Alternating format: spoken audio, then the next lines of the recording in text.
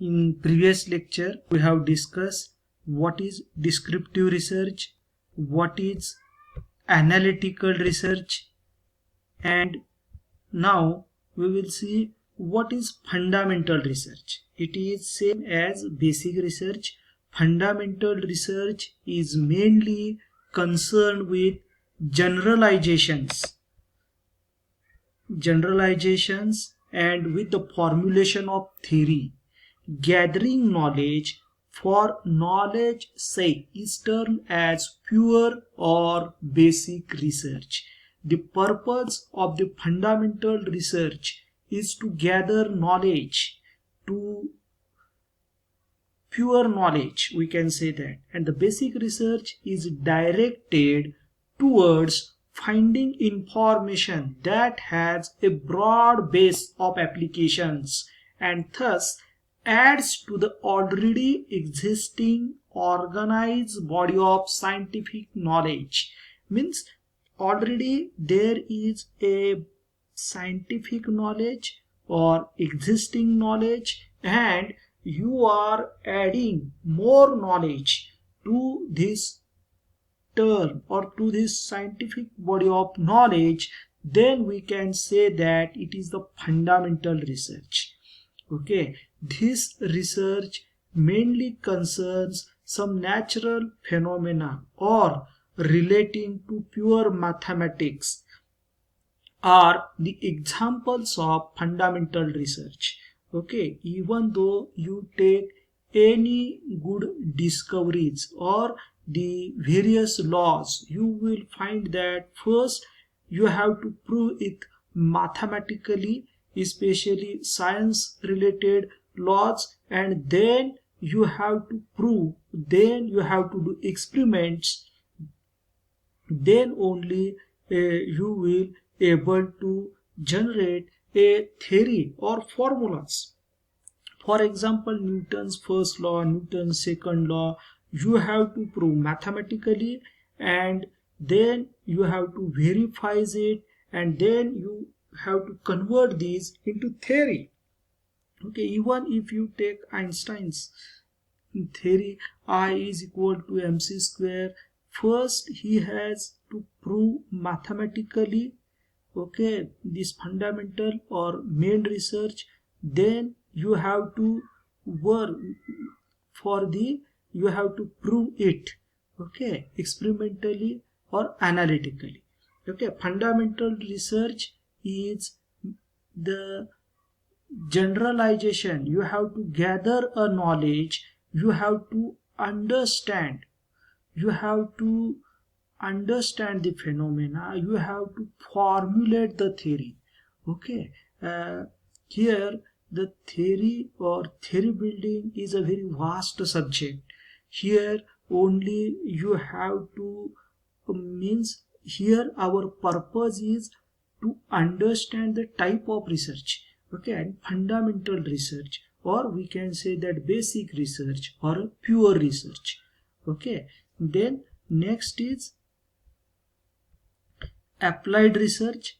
Already we have discussed in our previous videos. The applied research aims at finding solution for immediate problem or society, for society or industrial problem or business problem, then we can say that applied research. Okay, research aimed at certain conclusions facing a concrete social or business problem is an example of applied research. Okay, thus the central aim of the applied research is to discover a solution for some pressing practical problems. Okay, for example, now we are looking when in this during COVID situation, you will find that the businesses are having lots of problems. Okay, they are having problems, and also our education field has disturbed more. Not only education field, but also as a whole society's mental situation has changed a lot. For that purpose, we have to take immediate problem. You have to solve this problem. That's why we require applied research. Okay, and that's why government is coming with different scheme, or government, just take the example of a lockdown in this March. Means government has extended the applied this lockdown up to 7th March, so that because of the situation is increasing, the number of COVID patients in schools and colleges are increasing, and the COVID is observed in students and faculties, and that's why they have to take immediate action. And to solve this problem, you have to do research.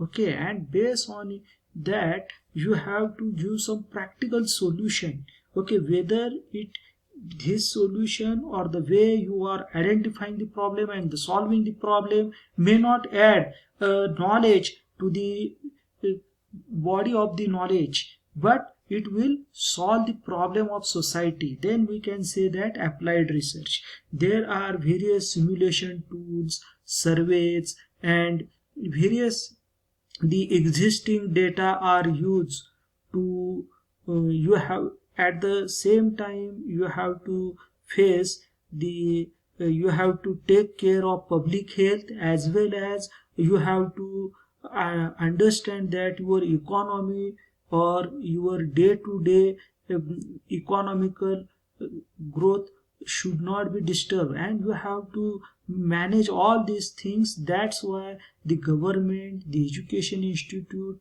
are have to take the decisions, and all these decisions after doing a research is when the decisions are taken, then the decisions based on the research are applied research. Okay. The next is quantitative research. Quantitative research, it is based on the measurement of quantity or the amount. It is applicable to the phenomena that can be expressed in terms of quantity. Here, a quantitative research, in case of our engineering problems, or when we are doing experimental data or experimental research, at that time you are measuring the parameters, the amount or quantity, what type of uh, force is acting, how much force is acting, and what is the vibration, amplitude. All these data are quantitative data, and you are using the strength of the material, then the length, width. All these are in terms of amounts or quantities, their weight, their all their different properties we are making, and the output you are measuring in terms of vibrations or frequencies, mode, shape. All these data you collect, and based on which you are concluding that when the particular type of material or the particular type of the depth or crack you have created in different types of beams, that is his simply supported beam, longitudinal beam, how the materials, the type of the beam, or the parameters affecting on the performance of that particular problem, particular uh, vibrations. Then we can say that this type of research comes under quantitative research. Even you take any type of research which uses numbers, which uses quantity of measurement, all that data or this type of research is a quantitative research.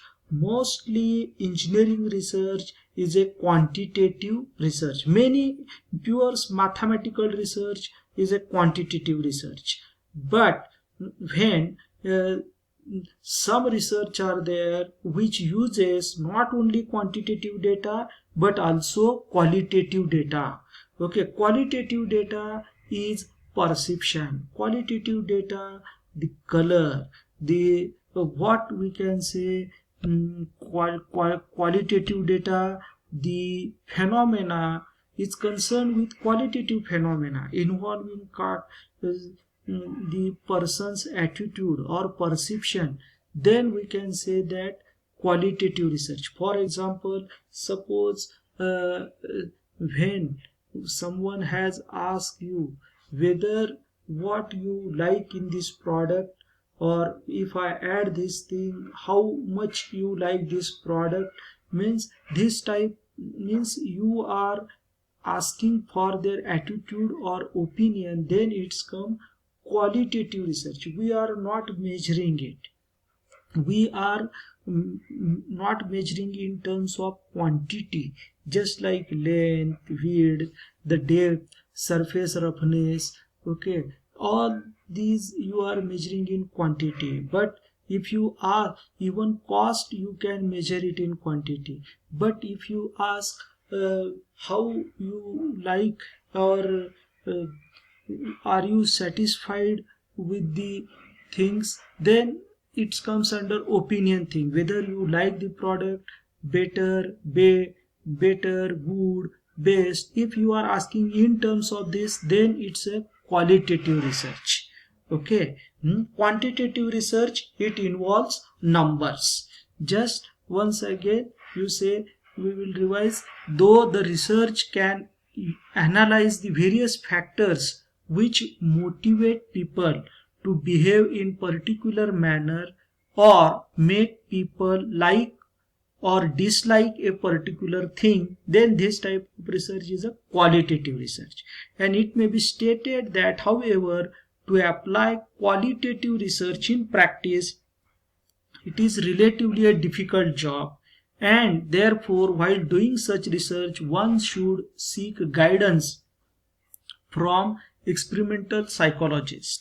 And my personal opinion is that the actual problems are not qualitative, neither qualitative nor quantitative. Many times it is mix or both. A researcher has to consider qualitative as well as quantitative data. In case one my student, just I discussed in previous lecture that our one my MTech or ME student, she has used qualitative and quantitative data for her research. Okay, for comparing solar cookers, she has used technical data as well as commercial and some qualitative data she has collected, and based on that she has given or measure the performance of each cooker, and then she will able to compare the cooker. And there are many methods or technologies where you can use qualitative and quantitative data. For example, the AHP method, Topsys method, different methods are there where you can combine qualitative and quantitative data. Especially experiments are there, then in engineering experiments are there concerning with mechanical engineering. Many times only quantitative data has been used. Okay, if you go through the thesis available at our department, you will observe that 99%, or we can say most of the students has done quantitative research. Okay, very few researcher has used qualitative research, and our practical problems involve qualitative as well as quantitative. Okay, data or the factors which causes the event or which is responsible for the outcome or output. Okay, I think you have understood this. And the next is conceptual versus empirical. Okay, I will describe this conceptual and empirical in next video. Just before that, what we have covered, qualitative research, quantitative research, conceptual